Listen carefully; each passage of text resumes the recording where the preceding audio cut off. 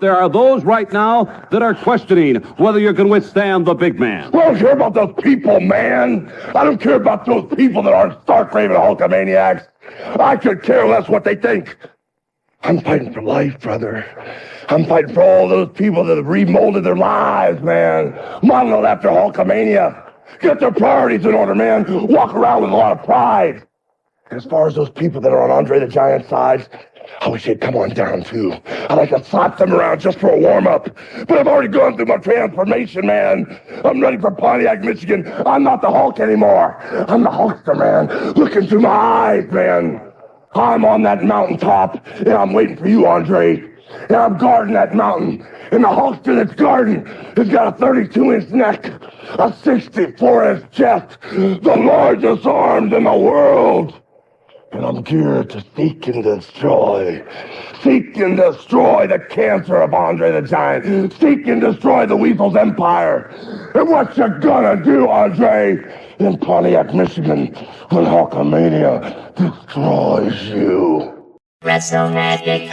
And now for your hosts, Michael Gross and Sean Bush. Ladies and gentlemen, welcome to another episode of Wrestle Magic. Now tonight, I've got my good friend Sean Bush back, who's just come into the studio, and we're talking about really the impact of the death of Hulk Hogan. And I know that's like very hard to say what was the impact of the death. We have to also look at the impact of the life.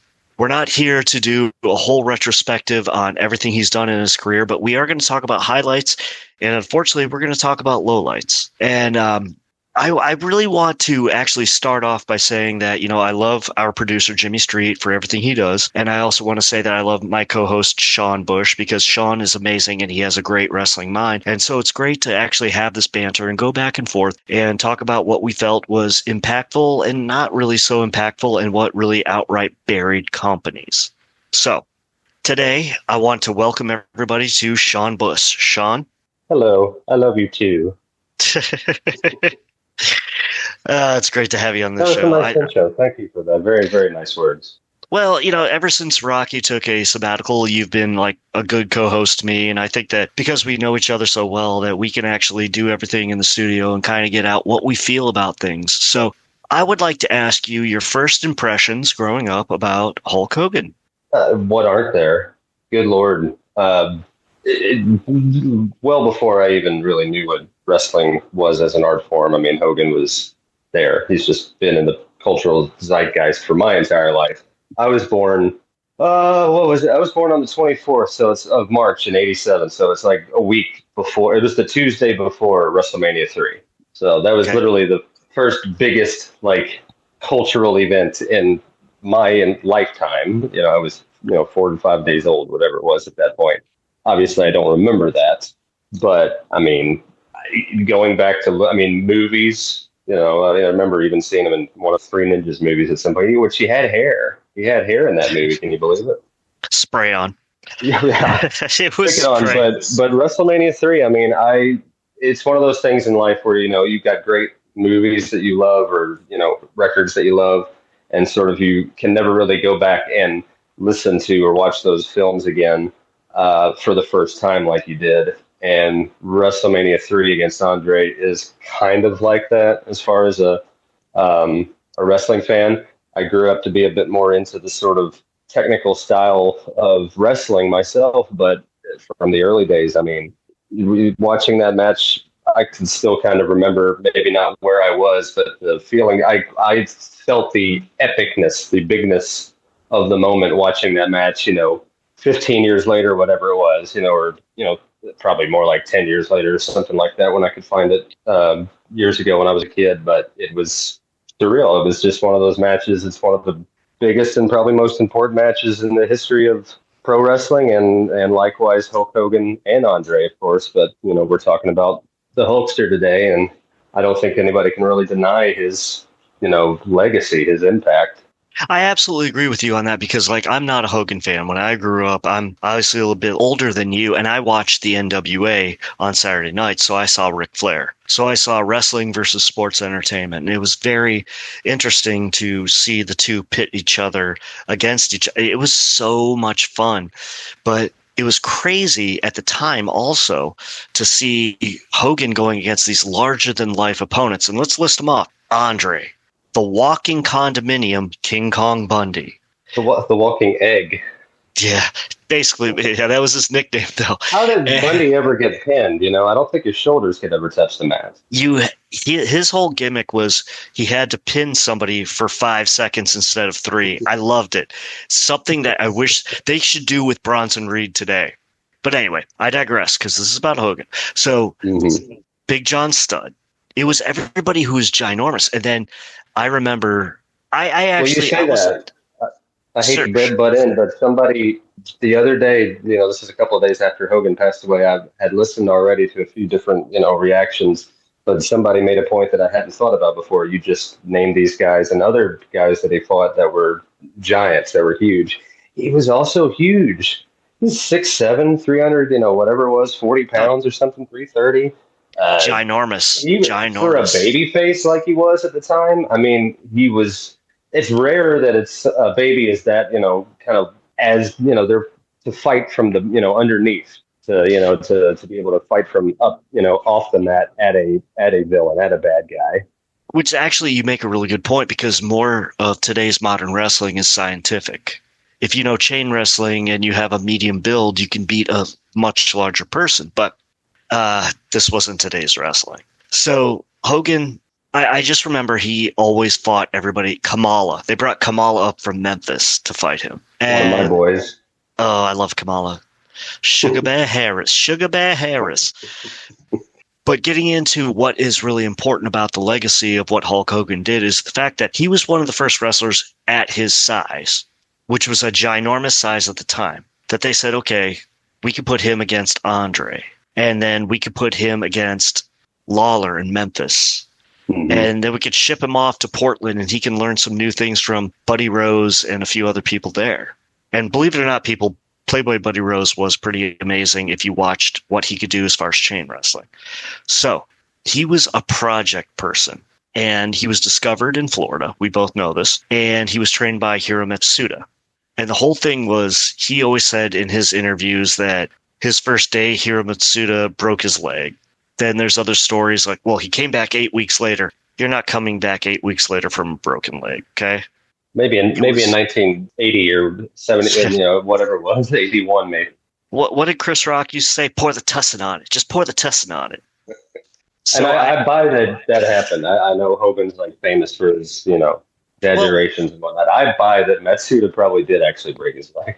That doesn't seem far-fetched. We will get to that, but yeah. So seriously, they said he had a broken leg. Now, historians and analysts say it was just sprained and he could get back on it. Whatever. The point is, he blew up, and he blew up huge. And so he moved from Florida up to Memphis. And then you weren't anybody back then because there was WWF was WWWF back then. And it was way up. It was a territory. It was different. And so, you know, if you worked Lawler, that was like the biggest thing in the world.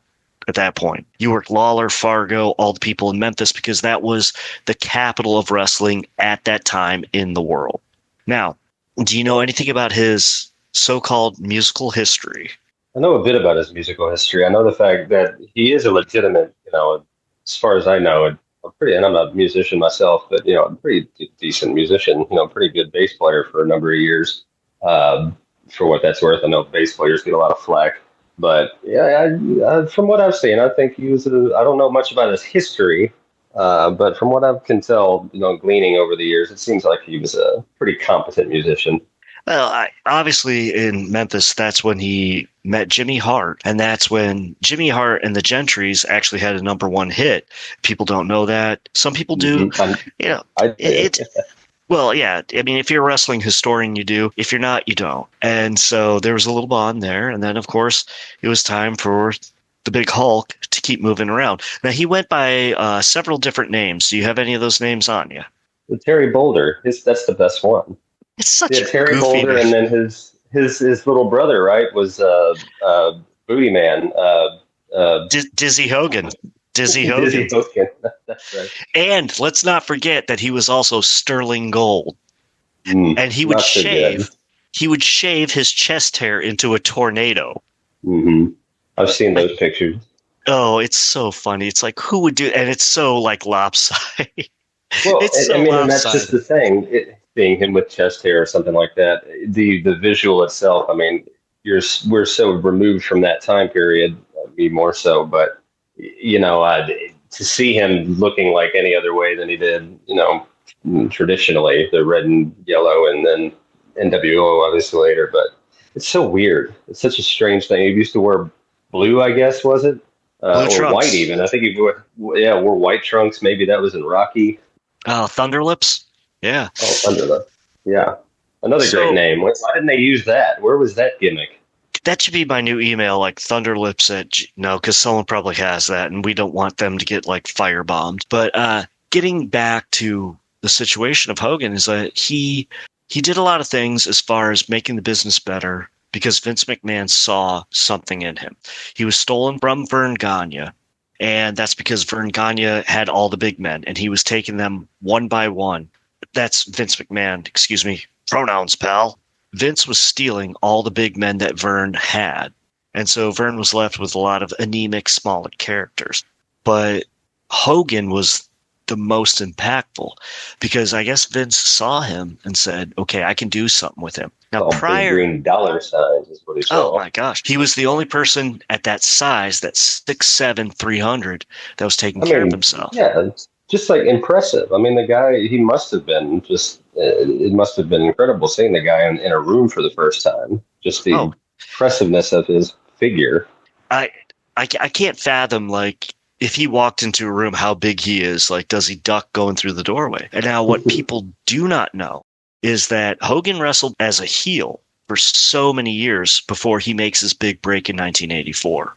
Yeah, Before Vince saw the dollar signs on him, he was a heel everywhere. And his number one opponent, Andre the Giant. You say number one? I was going to say, I wasn't sure if you wanted me to go on and answer that, but he slammed Andre years before the first time he slammed Andre. Oh, yeah. Times, I think. Oh, yeah. And it was because he was strong enough to do it. Even though he was smaller than Andre, they were trying to create a story. And I don't know if Vince McMahon Sr. was writing a story that would later become WrestleMania 3. You're giving him that Triple H long-term storytelling credit. That's like a 15-year story run.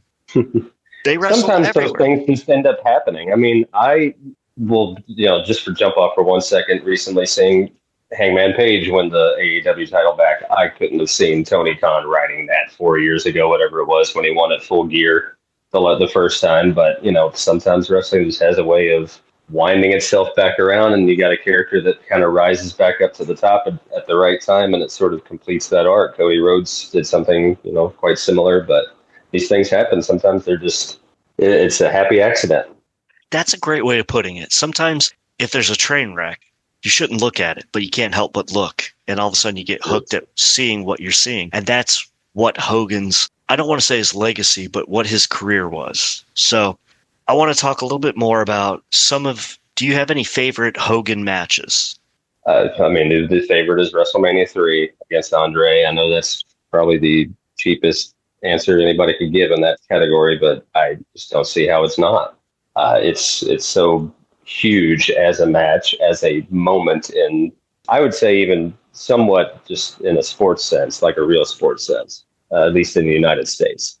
But a lot of the rest of my favorites really came sort of later on in his career when he was in WCW. I remember the cage match between him and Flair at Uncensored, I want to say 99, that yours truly attended with some old friends, when we were about 12 years old.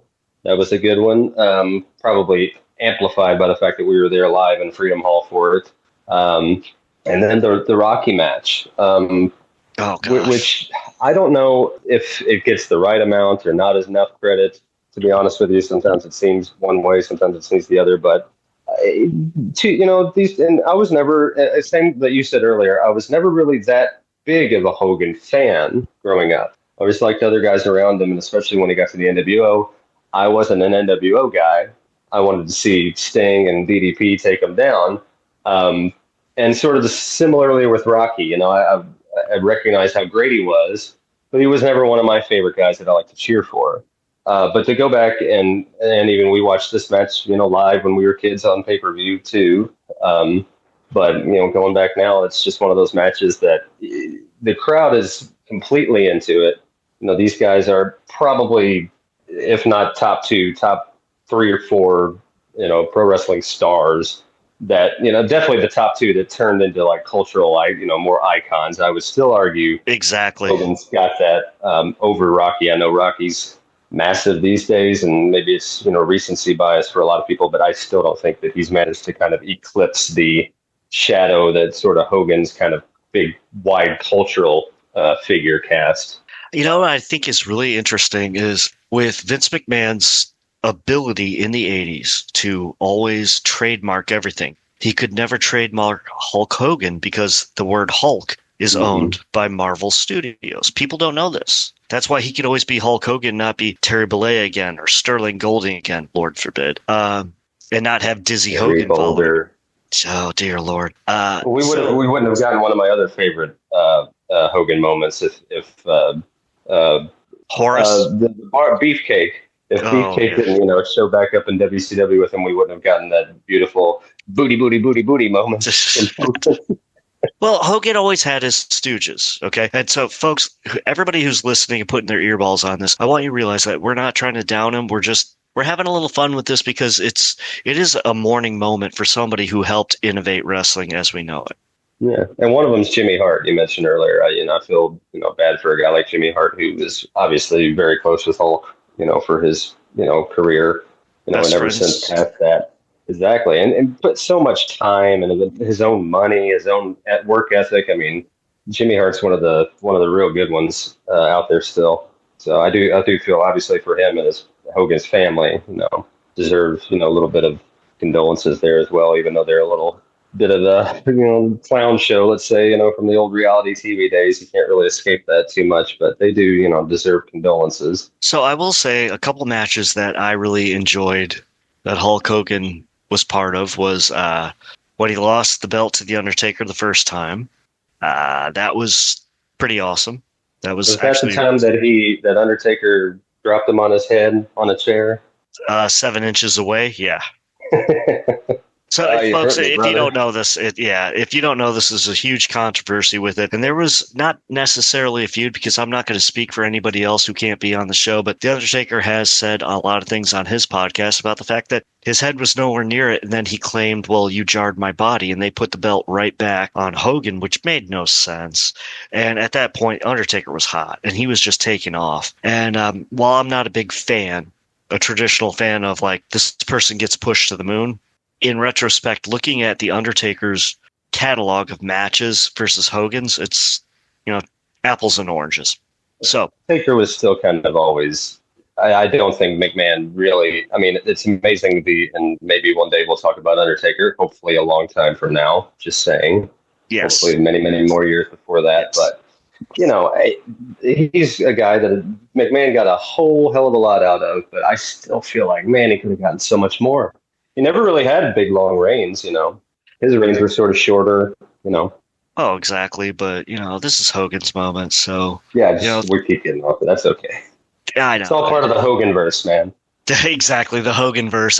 He did have his own verse. They would bring in people 2 times his size that they would find. Like Earthquake, John Tenta was an actual Yokozuna, which is a real Grandmaster champion sumo wrestler. And they said that he might have been as tough as Andre the Giant. But when Andre was gone, they had him facing Hogan, and it was so hokey. And it's nothing against John Tenta.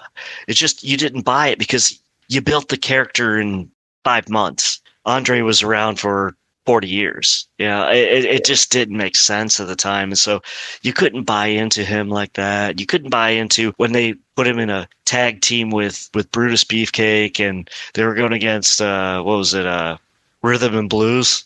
You remember that? Mm-hmm. Yeah, Honky Tonk and Greg the Hammer Valentine. Oh, it poor just didn't Greg make Valentine. sense. I love Greg. He did not look good as a brunette. Let's just put it that way. Do you remember Gorilla Monsoon used to call him Boxcar Willie? Yeah, I loved that. Oh, I And- tell you what, you bring up Monsoon. One guy that I wish, for many reasons, that he was still around, Bobby Heenan. But Oh, I yeah. can't say I wouldn't love to have heard. Bobby would have had a great one-liner after hearing that Hogan. He would have had something really funny to say. Well, that's the one thing that people never had realized is the fact that Hogan never had a foil. It was always Bobby Heenan finding people to go after him. That was his foil. That was his enemy. It wasn't Andre because they worked a program. You talk about long-term storytelling. You take it right up from WWF, from all the Heenan family guys going after him. Andre, obviously. Mm-hmm. Heenan always did, even when he got to WCW, he would always favor some of the guys that he used to manage, Rick Rude and Kurt Hennig, those guys in WCW. But always kept up the anti-Hogan thing to the point that if you remember Bash at the Beach, the famous turn, people still to this day think that Heenan screwed up and he gave away the ending of what was going to happen because he's walking down to the ring, Hogan in his yellow and red, and here comes Hogan, and Heenan goes, but whose side is he on? Which is, Heenan's one of the greatest minds in wrestling, and he just he's so just a little thing like that.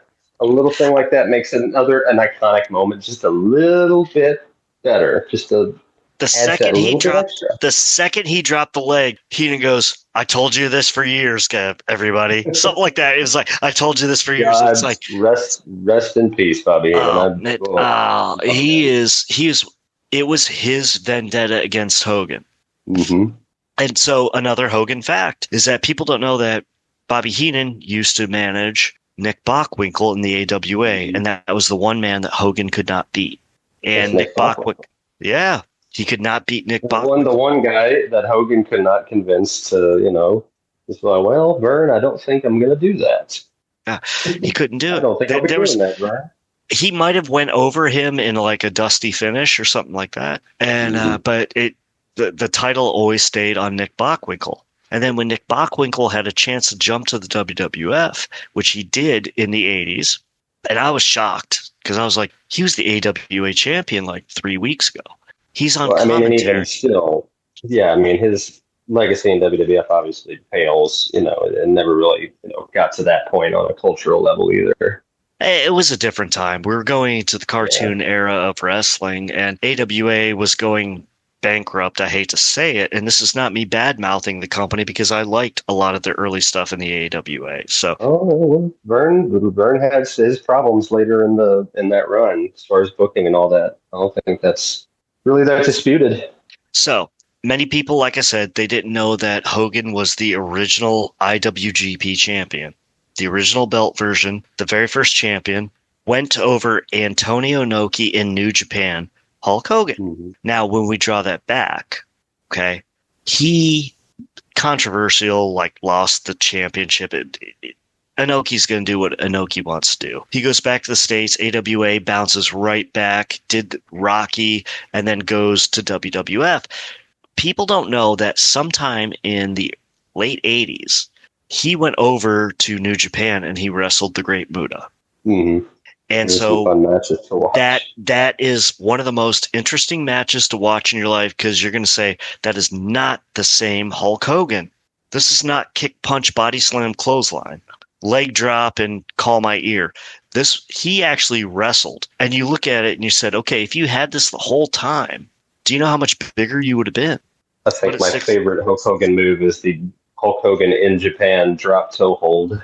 Oh dear Lord! Because I don't think I ever saw him do a drop toe hold in any other match in this, like in the States anyway. Over here.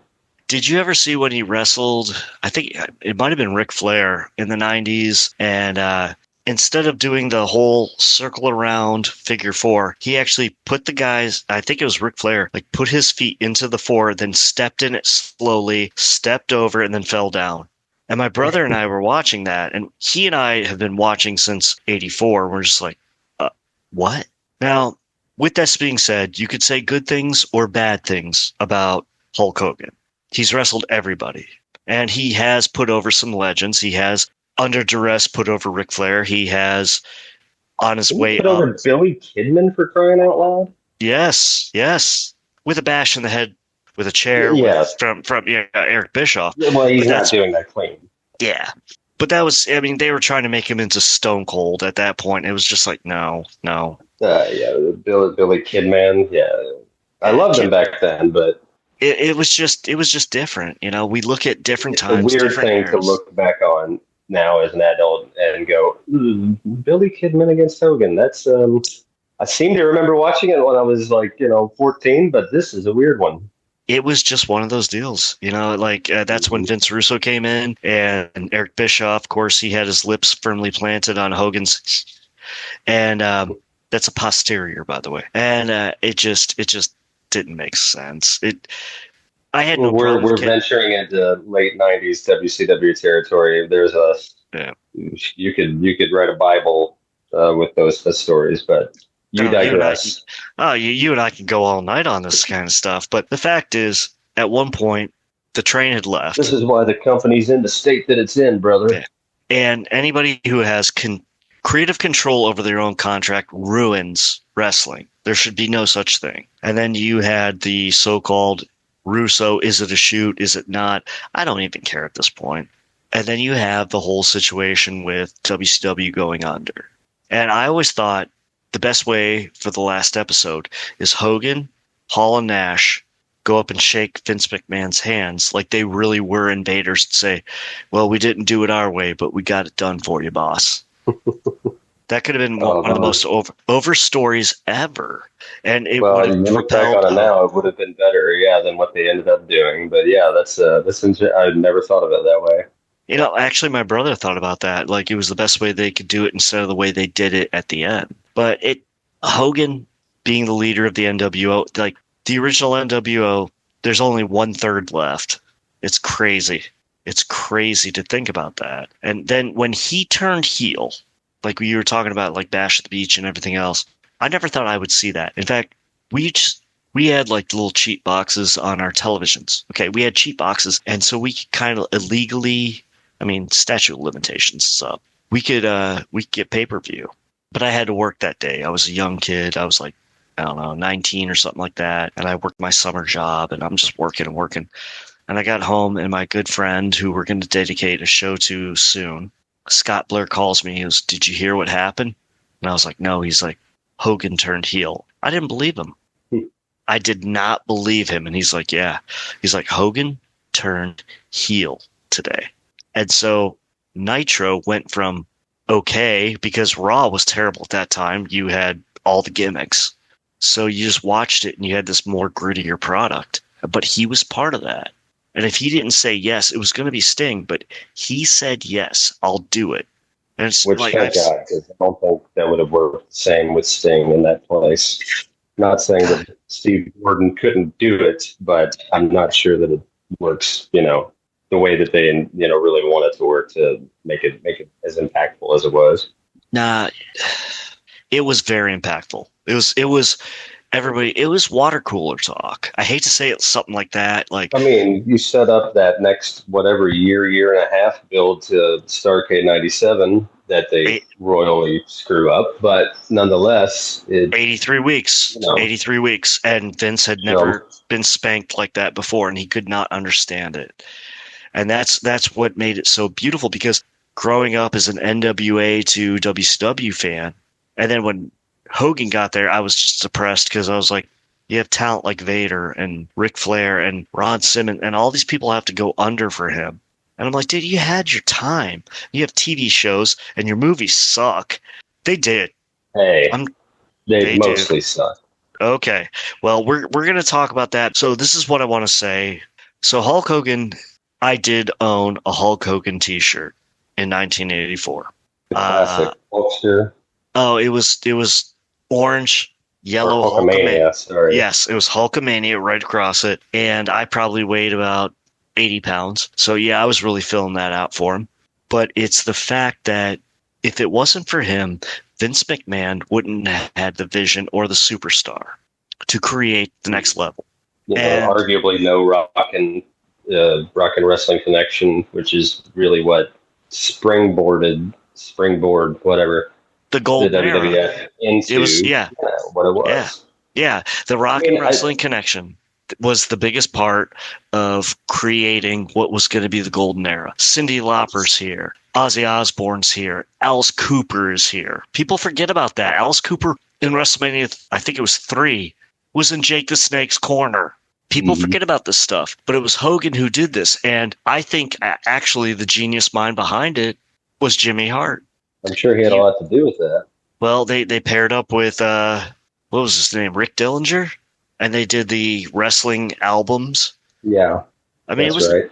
And I know everybody who's listening is like saying, okay, It's you're Derringer, who also just passed away a couple of months ago, if you remember. Derringer? Yeah. Yeah. So I didn't even think about that until just now, and it's like, well, that just not that long ago, you lose the guy that made the Real American, which, just saying, is got to be one of the best entrance themes out there.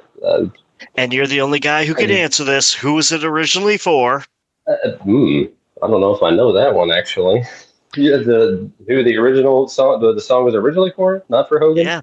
It was not for Hogan. He came out to Eye of the Tiger. He came out to Eye of the Tiger because they had all that Rocky, all that Rocky 3 momentum. This is really cool.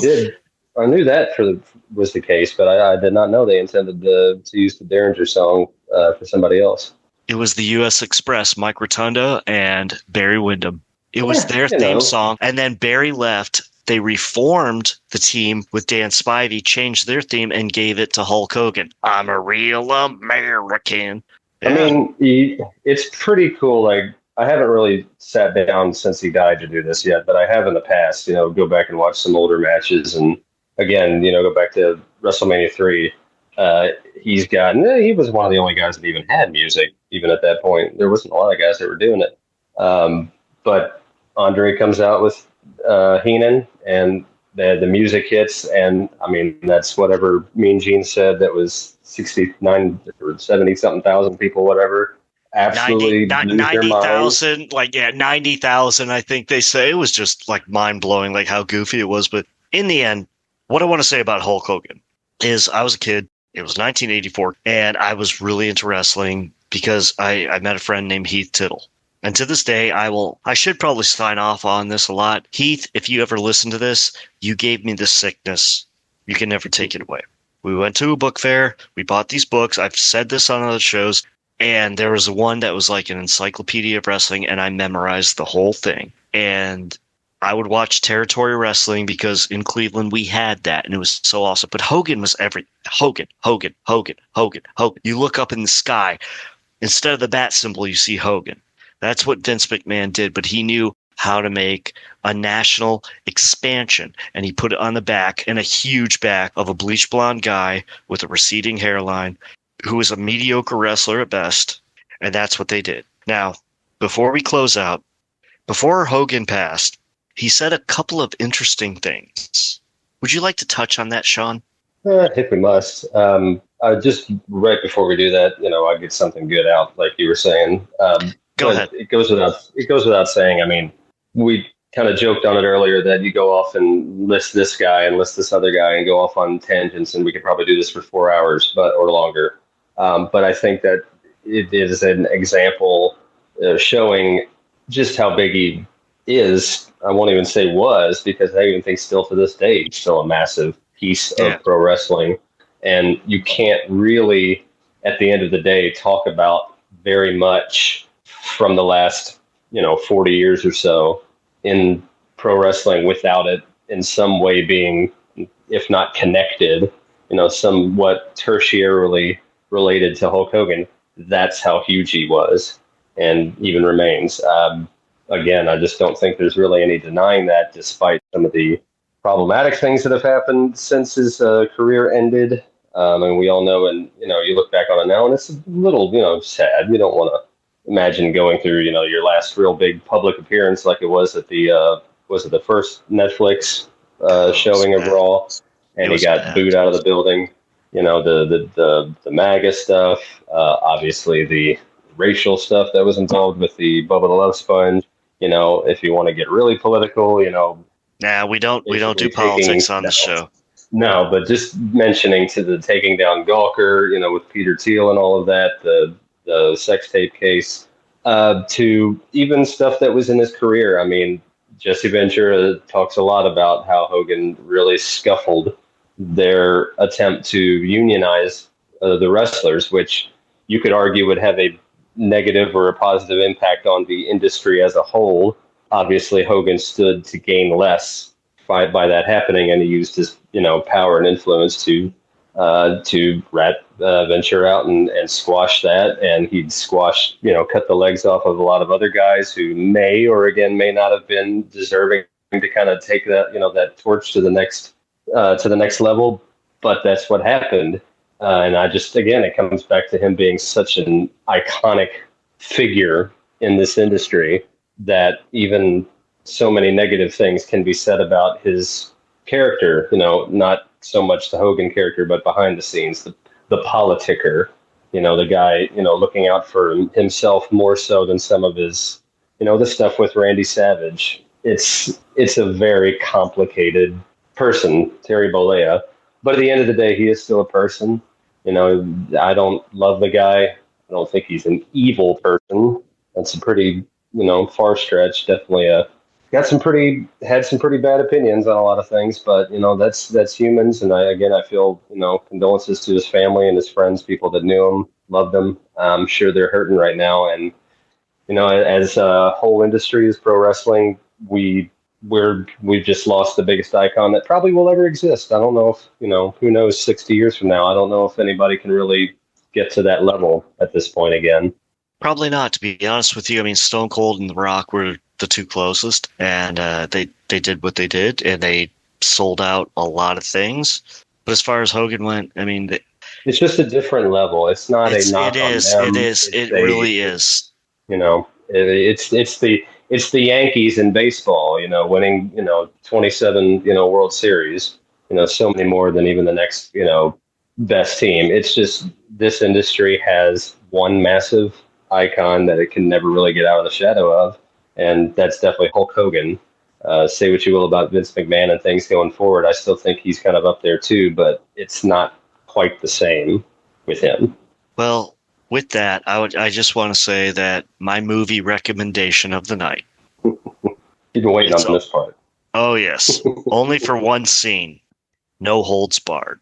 One, forgive me for telling you to watch that movie. Oh, I've seen it. I love it. Well, it is, you know what the scene is. Doongies.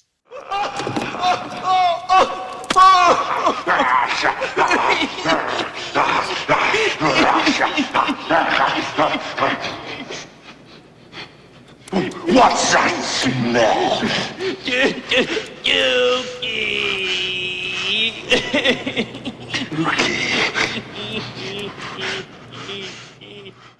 That's what it all comes down to is, what's that smell? Doongies. That's the only Hogan movie you should ever watch, because anything else I don't like, but go ahead.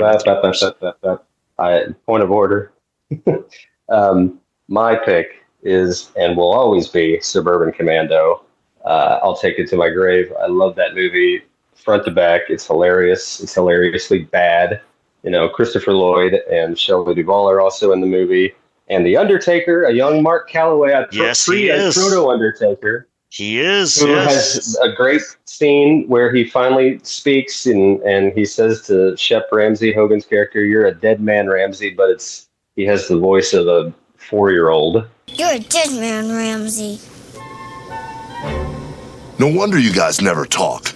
Oh, dear. Which is always a nice visual. You go back and YouTube that when we get done with this. He did have a young voice. He did have a young voice. No. He probably did, but I mean, they actually dubbed a 4-year-old saying, "You're a dead man, Ramsey," over the Undertaker, miming it on screen.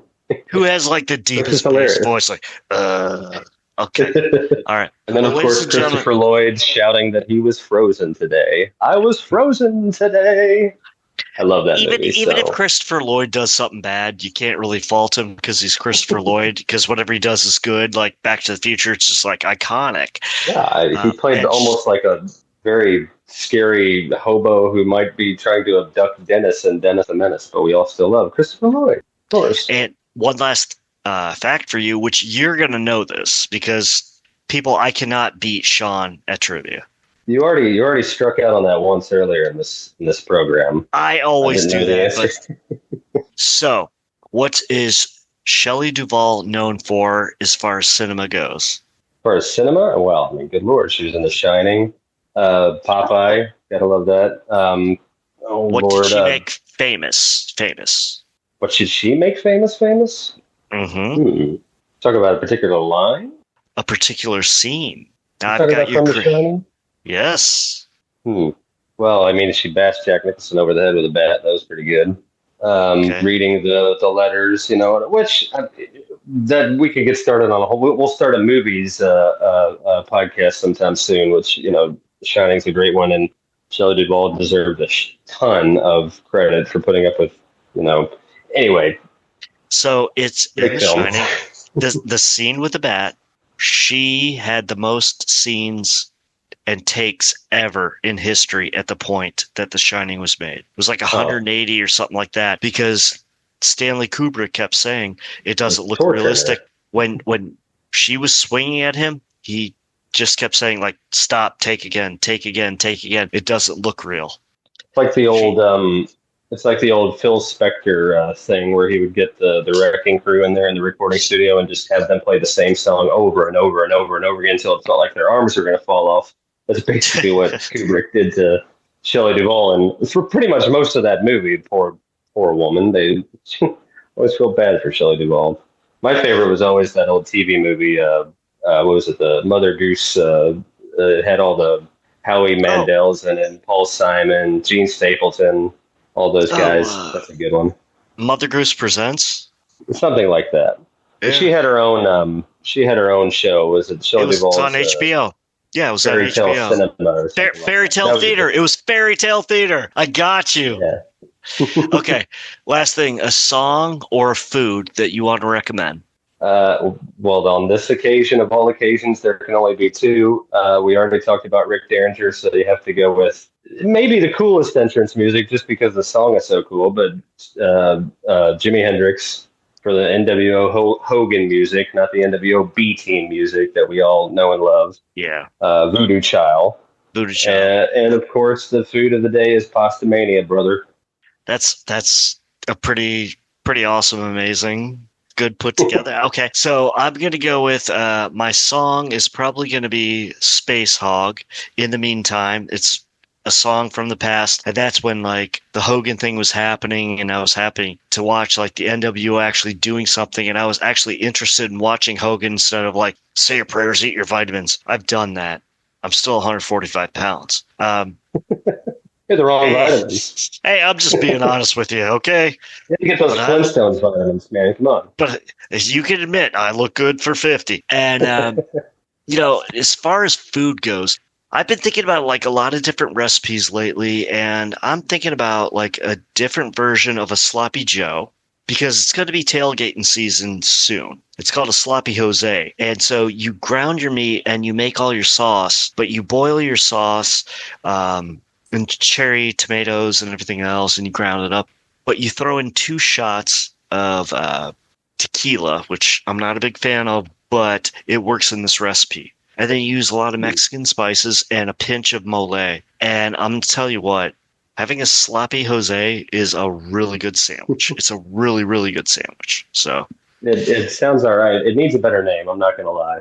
That's just what I discovered it as, like YouTube. You know me as far as I'm not putting sloppy Jose in YouTube. Or on any search engine. I'm sorry, I'm not going to do it. It's really you ain't getting me with that one, brother. Okay, as far as that, at 144 Captain on X, that's how you could reach me, Sean. Nobody can reach me. Don't try. God, I love you, but I can reach you. So, aside from that, Jimmy, rock it out.